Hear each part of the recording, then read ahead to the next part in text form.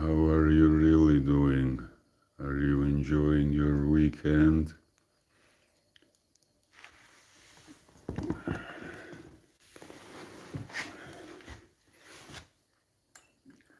I'm sorry for if the screen is not that good. I will have to save up money to buy a new phone, I think.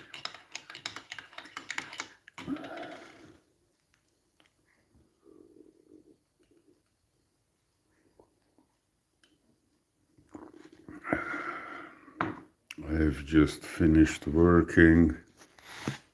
It is Saturday. It is the 12th day in a row. I hope you don't mind that I lay down. As I'm working more, I will need to rest more. I'm walking like every day. My legs need rest.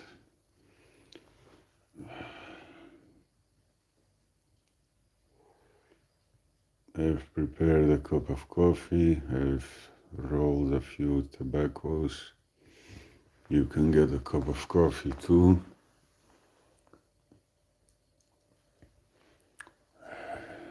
I am not sharing my progress with you to brag, and I'm not thinking like, look how great I am. I just share it to help you and inspire you, because my core message is and will be, if I can do it, so can you. Because if a guy with a mental disability can work 7 days a week, then so can you. You can do it, absolutely.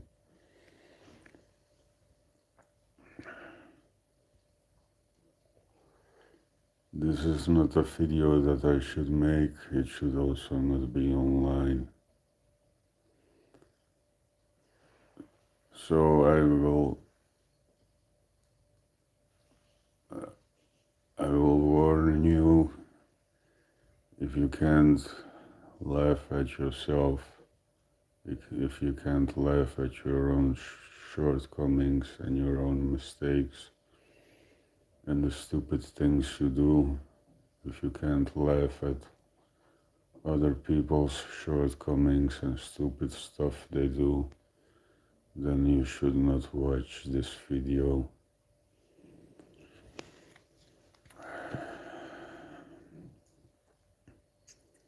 So do you ever wake up and you really have to go pee, like really bad, and you just can't hold it, and instead of going down to the toilet, you just go to the bathroom and you pee in the sink?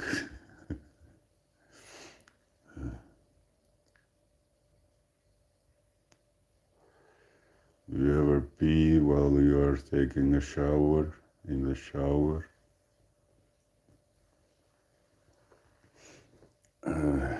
Have you ever been taking a shit and you wipe your ass and it's a long shit, you're a long time in there, and you wipe your ass and you wipe again and again and again and again, and then you flush and you flood the toilet?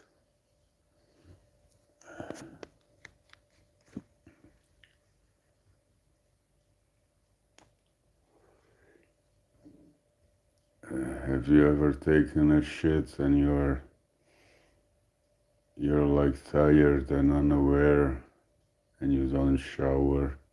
You do wipe, but you don't wipe it good enough, and then you're on the bus or the train going somewhere, then it starts smelling like shit, and you're just unaware that it is your ass stinking.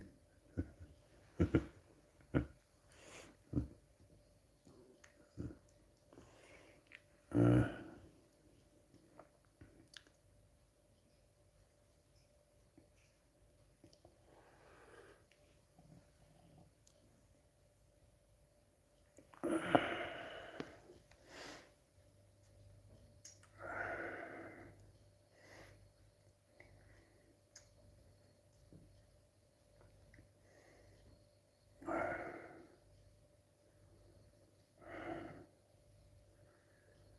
have you ever drank so much alcohol that you became sick and you throw up, but you're too tired and too ill to clean it up and you just go to bed? And the next day the sink is full of vomit and it stinks, and then you clean it, and that evening you get drunk again. You just don't learn the lesson. Well, I'm glad that's a thing of the past. I'm sober for more than 50 days and I will stay sober for the rest of my life.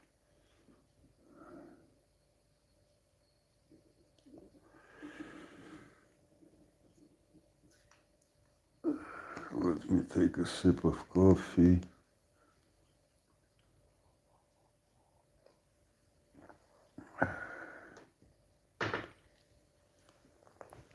Do you drink coffee after 3 o'clock in the afternoon? You shouldn't, because the caffeine that's in it works for 6 hours and it will prevent you from falling asleep. Do you drink black tea or green tea because you think it's healthy in the evenings? Well, it has theine in it, which is the same as caffeine, and it will prevent you from falling asleep. So you should drink other teas like mint or chamomile. They don't have theine in them, and they're much better. I also don't drink coffee after 3 o'clock or 3:30 in the afternoon. So this will be my last cup, or maybe after this one another one, and that would be the last one.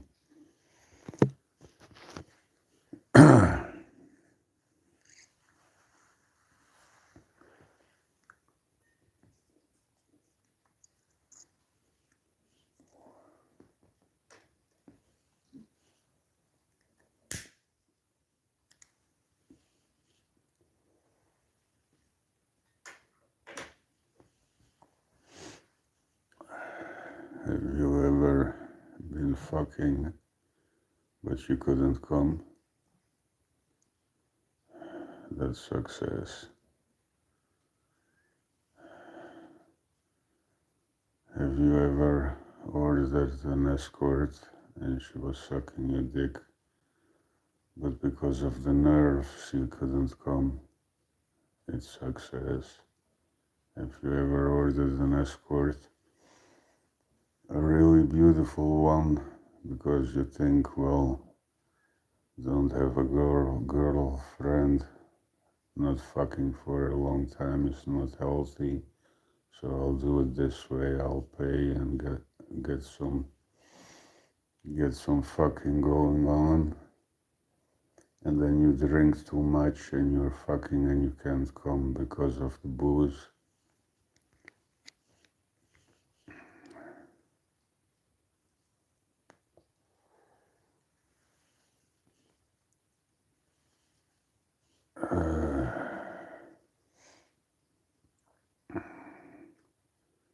Have you ever ordered an escort and paid extra and you fucked her and you came on her face?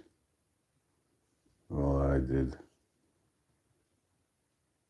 Have you ever ordered an escort and you paid extra so you can fuck her in the ass? Well, I did.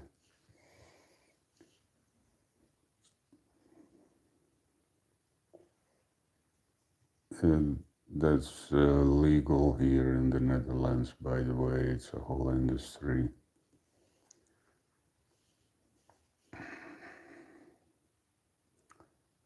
It's a bit dirty and nasty for women to know about you, so that's why this video is not for women.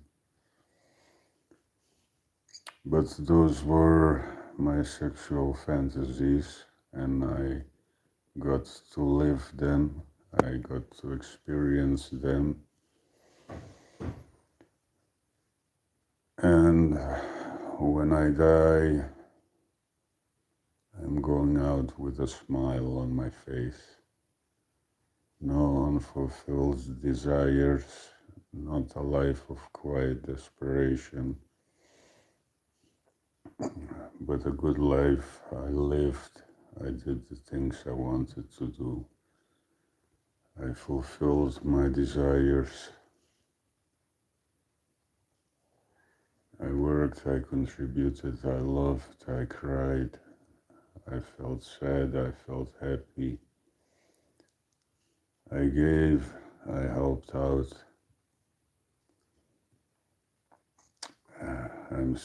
I achieved some goals, and now I'm achieving more goals. I'm not gonna have regrets.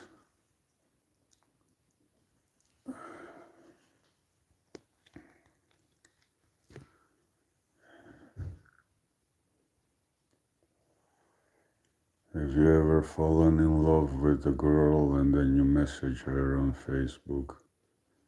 You send your sweetest messages. You send a joke, you send a poem, you ask about her day. You get a book of jokes to find a good joke to make her laugh.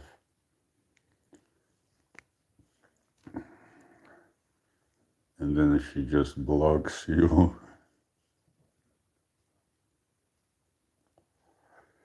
And you are stubborn and persistent, and you keep messaging her on another social media, on LinkedIn. And then you get blocked again, and you're stubborn like a jackass, like I am. And then you start messaging her on Instagram, and you sing her a song, and you translate the song to her, and you ask her about her day, and you send hugs and kisses.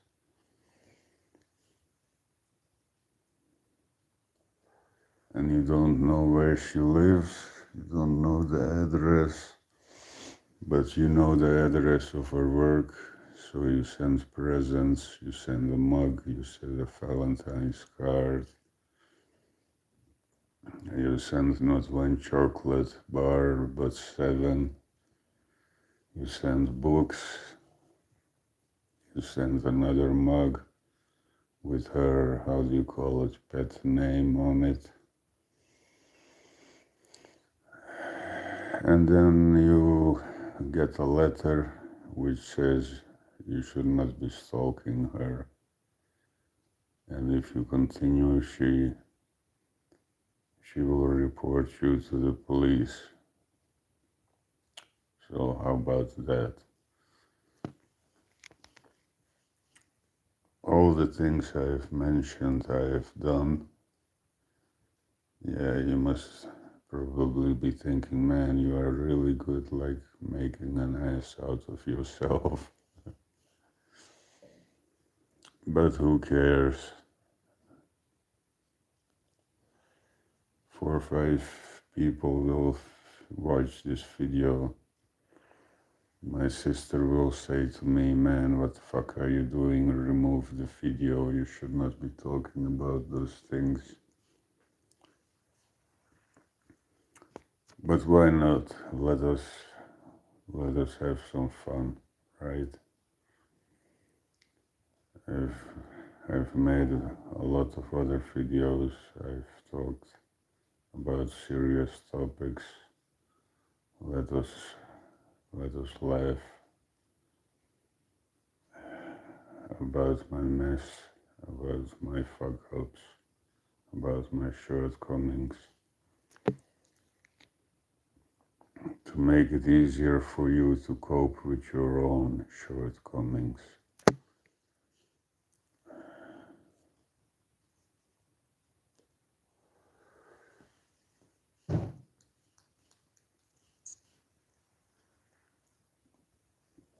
Well, it was not like that I met her online and I would be sending messages and gifts. We actually had worked together. We were co-workers at this restaurant where I would work many years ago.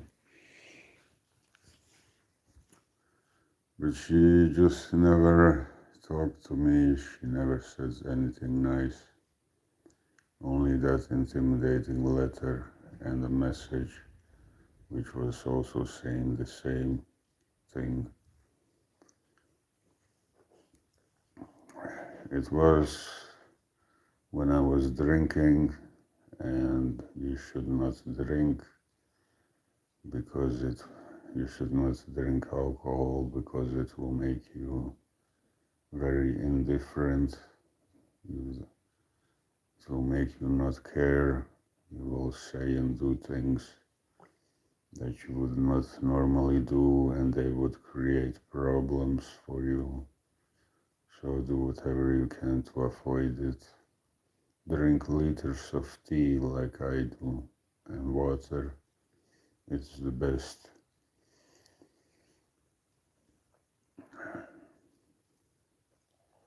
So I thought, well, that's online, it would be best if I would meet her in person.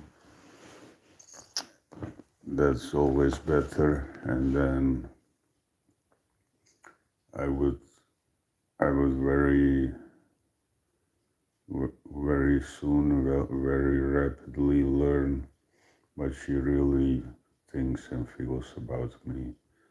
So if I would go to where she lives and I would work there selling my greeting cards door to door, and I knock on her door, I would soon find out what she really thinks. If she slams the door in my face or curses me or something, that tells me enough.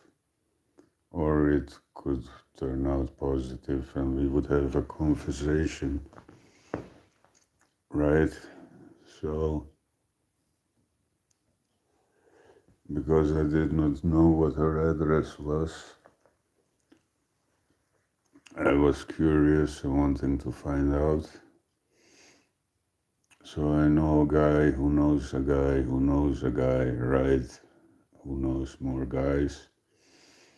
And I paid so that they would hack the municipality, how do you say it, the government, and find the address for me so that I could go and work in her neighborhood and knock on her door and talk to her, right? Well, I'm like stupid like that, right?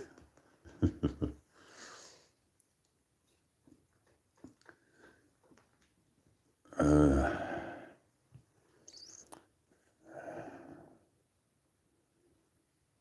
so, but I actually got kind of scammed because they didn't deliver the address to me, and then I became tough on the guy. I told him that I've paid, if he doesn't deliver, that's scamming people, he should not be doing that. And I said I will block you until you deliver, right? So you can be tough and good at the same time, right?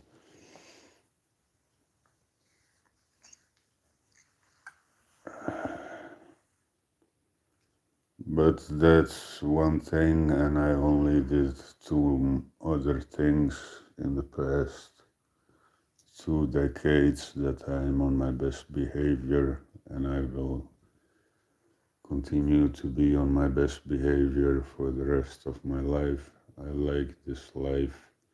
It is peaceful, without problems, without me causing problems for myself. But I did that to have some fun, right? And well, it's the things we do for love, right? There are only 2 other things. I got a fine because I walked through a red light. It's no big deal. And I got a fine because I was walking besides the track of the train. One time I was working in another village and I missed the train, and I thought, and it was weekend and they only go once an hour. It was cold, so I thought, what should I do? I can wait for an hour and be bored here, or I can start walking towards home.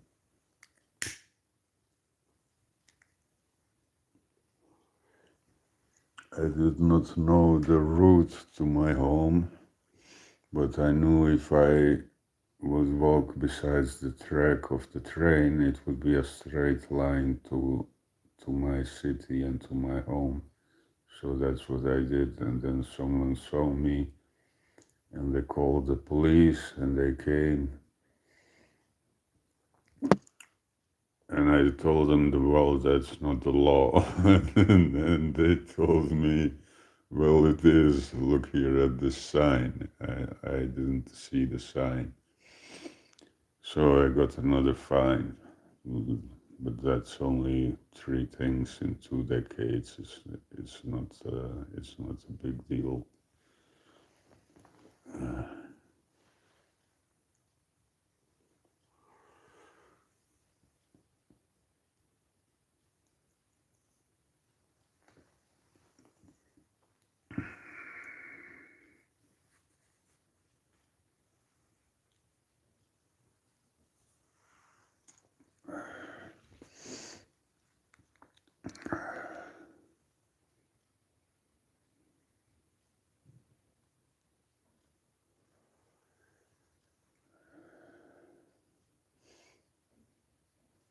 So what more should we talk about?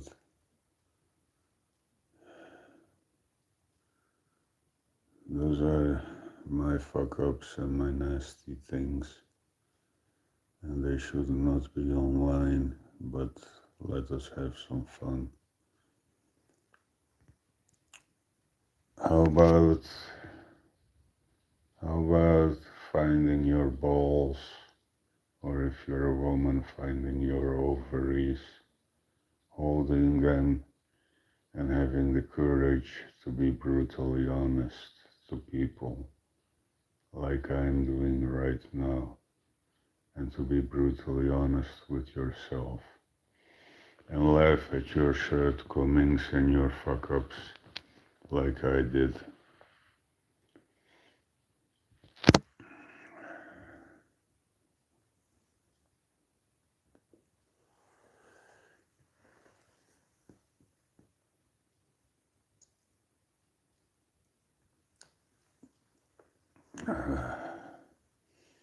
I said online I'm always honest, but it's true. It's not like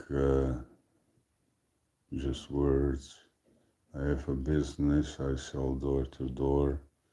I must be, otherwise people will see through it, or they would find out and they would lose trust, and then nobody would buy from me. And what should I do then? Close the business down? I can't do that. I'm committed to my business. It's a lifetime thing.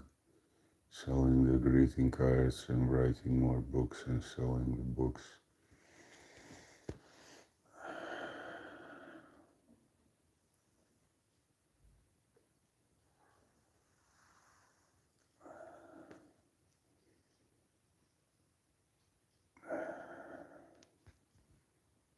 Maybe you're wondering what do I think about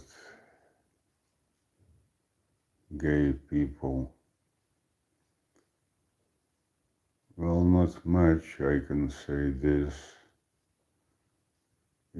If a boy is born and he grows up and around 16, 17 years old, maybe at this era it's way sooner, he starts to like girls and they make him horny and he fucks with them and he falls in love with them. That is natural. And if another boy is born and he grows up and at that same age he finds out that he likes other boys and they make him horny and he falls in love with them, then that's natural too.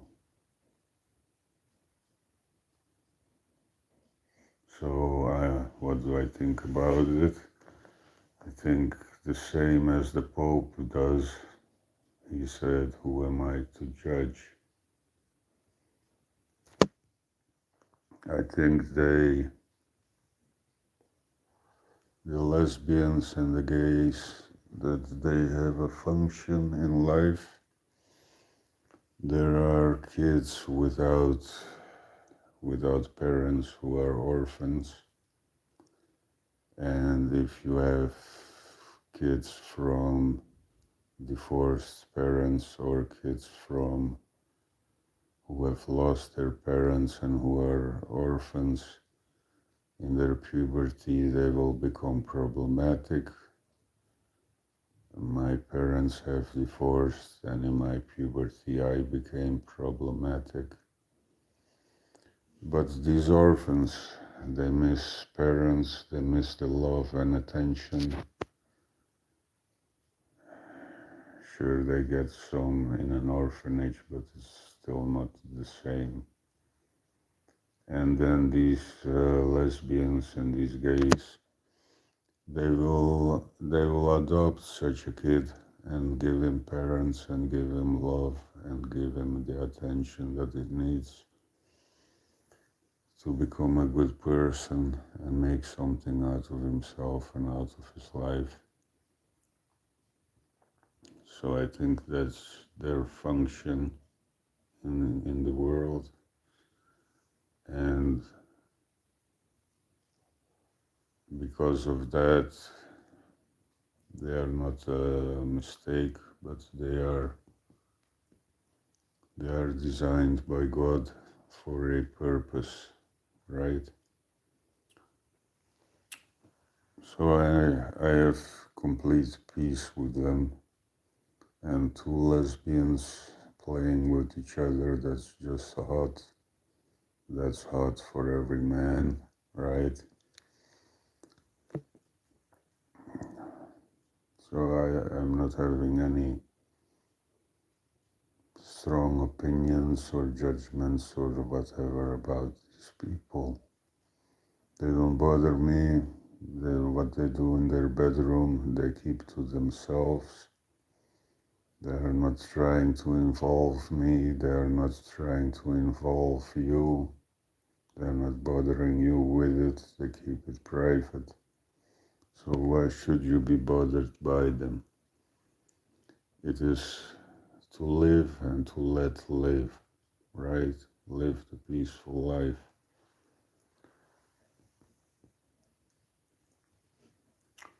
All right, what more should we talk about?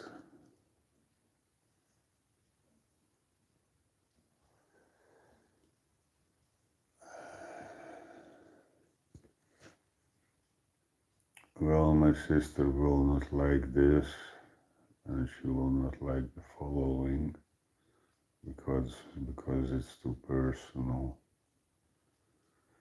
But I can share it with you if you keep it a secret, if you keep this video a secret.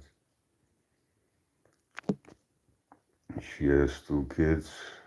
Her husband is Turkish. She's Bosnian. The kids are half Turkish, half Bosnian. They are beautiful, they are smart. They give me joy and love.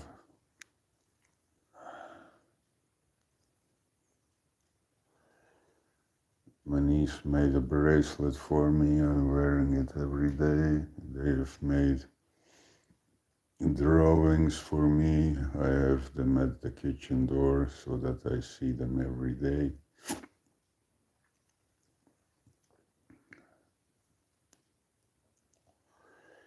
But unfortunately, her husband left her.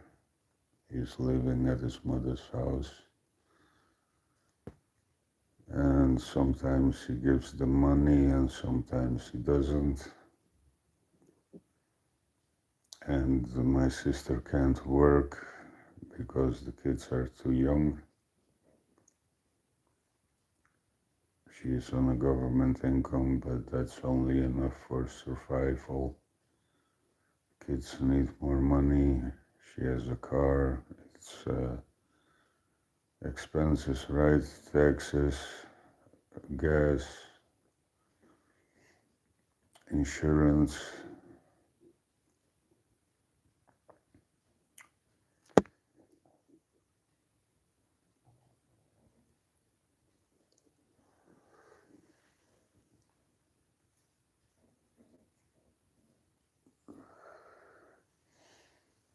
And when I visited them yesterday and I bought them 2 bags of groceries to help out. It is one of my duties to help them. Like Andrew Tate says, to provide and protect, right? But when I was waiting for the bus at the train station, I was thinking about this. So what if he, what if he pays this month and doesn't pay the next month and then pays again and then not pays again? And it continues like that. Or what if she doesn't go to court and force him to pay alimony? Or what if they do and he says that all his money is going into living expenses and he won't pay, like was the case with my father and my mother? Or what if, like with the relationship that my mother had with this guy, he would only pay groceries and her health insurance, but that's not the half of living expenses. And if you are living together, you should pay at least half of the living expenses, right? So what if he pays on a regular basis, but he pays like this guy and it's just not enough? What then? So Grant Cardone said once that when his father died, he hoped very much that one of his uncles would step up and take him under their wing. And now I'm thinking about this, and history could repeat itself, so it's a bit scary. And I became really uncomfortable, and I was thinking about this, and I must step up as an uncle. I must work more. I must work harder. I must give more, so that they are supported and provided, regardless of what her ex-husband does. It is my duty anyway. Some would say that this is God's way of forcing you to rise to a higher level of success. That might be true. when he makes things uncomfortable for you, you have to get better and rise to a new level of success.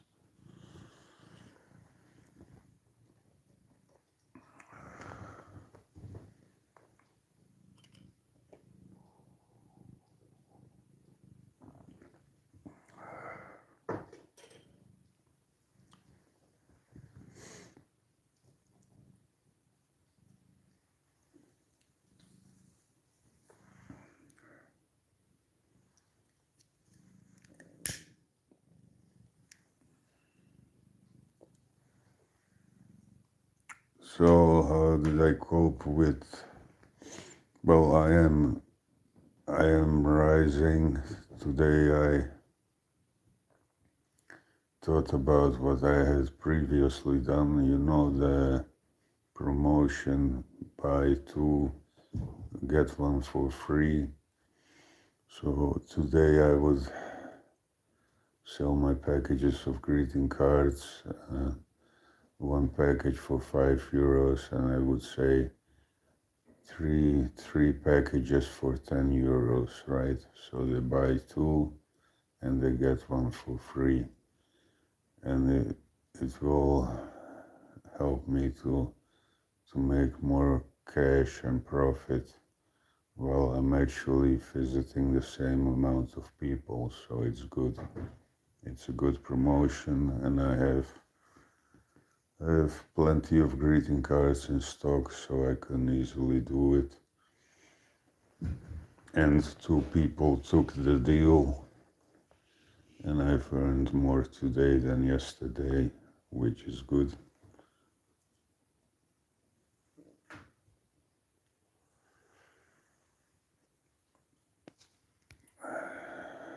What more should we talk about? So I obviously have more work to do. I also have to help my mother. I have to, like last year, I gave money to my mother and my sister every month. And this year I must do the same, but give them more, because everything has gotten more expensive. All the companies have raised their prices.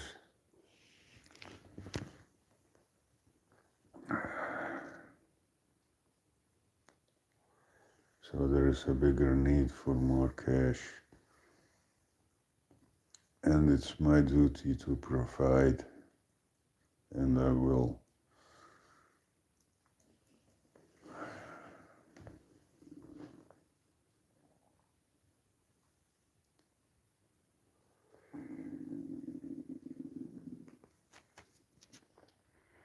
So how did I cope with this chick that sent me that letter to tell me to fuck off? I was sad and I was a little bit angry. I was just kept thinking, why did she not say nothing nice to me, right? I've sent her the sweetest and the best messages that I could think of.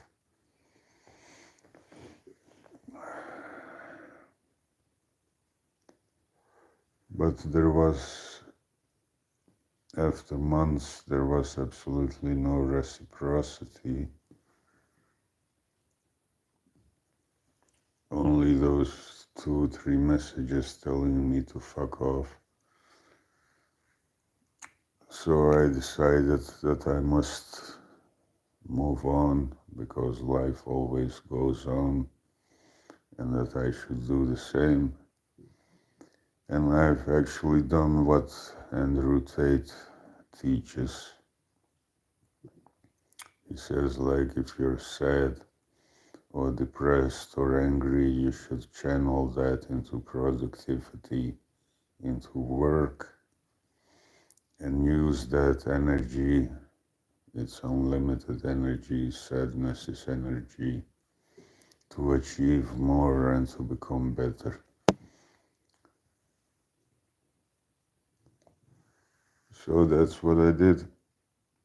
I wrote more books. I started working 7 days a week. I went more often to the gym. I trained harder.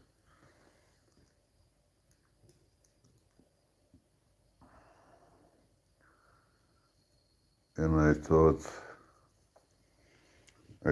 well, I'm gonna just become better and more successful and achieve more, and so that one day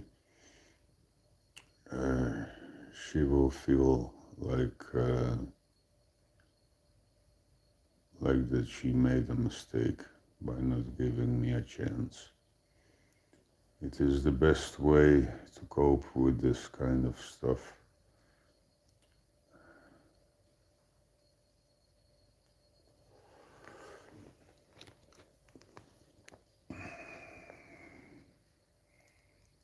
So now I stumbled upon a woman online and she made me laugh, and she's also very attractive. And I started to feel things.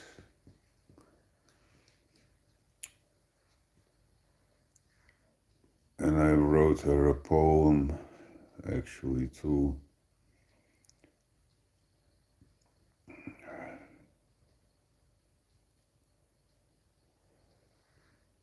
And I will continue to give her attention and to say kind things. But if she decides that I'm a weirdo, that I'm a creep, that I should go get fucked and back off, well, guess what? That will only aid me. It will only help me. I would do the same like I did the last time. I will use the energy to work more, to write more, to produce more, to achieve more. And I will win either way. So there you go, baby. The beautiful Americana.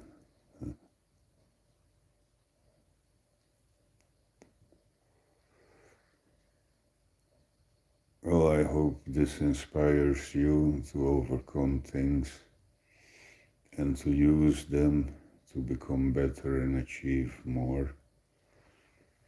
It's the best way to handle it. It's the best way to cope with it.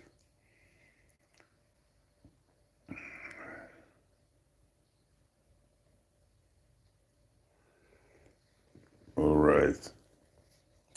I think I've told you all the nasty stuff from my life.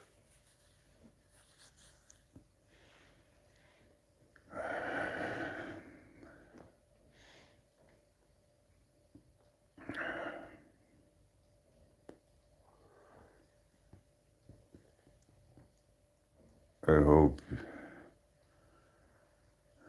I've taught you more understanding about people who fall in love with the same sex. It is the wise King Solomon from the old ages that said, in all you're getting, get understanding. So now you understand them better and their purpose. You can live more peaceful with them and not be judgmental at all. I hope that helped.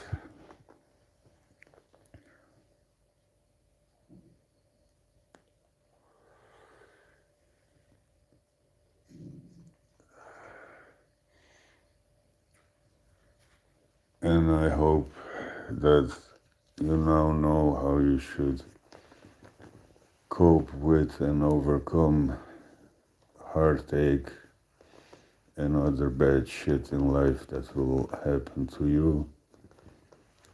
It is just meant for you to become better, to rise, to achieve more, to channel that energy into productivity.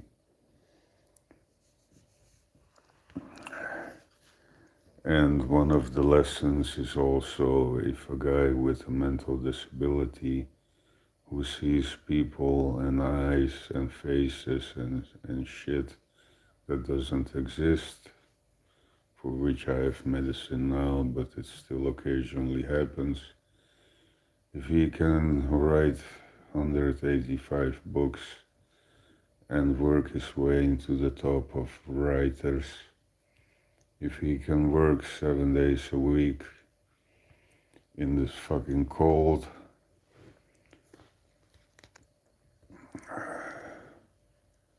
then so can you. You absolutely can do it. Alright, I hope I've inspired you. I hope you have gotten some value from this. And I also hope that you were able to laugh at my shit. If you got some value from this, please share it with other people. Alright then, thank you for your time and attention. Until next time, bye bye. Ciao, ciao.